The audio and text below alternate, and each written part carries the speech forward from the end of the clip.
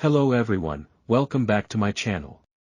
In today's video, I'm going to show you how to mirror your PC or laptop screen on your Samsung phone. Before you begin, make sure your Samsung phone has Android version 13 and One UI version 5.1 installed. Take out your mobile phone and look for the Smart View option. Now, go to its settings and tap on About Smart View. After that, tap 6 to 7 times here to turn on the developer option.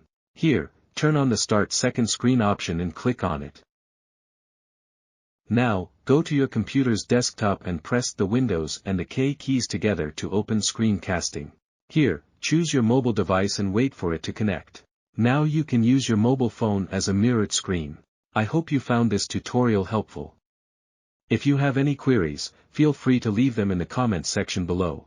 Don't forget to like and share this video and subscribe to my YouTube channel for more useful tips and tutorials.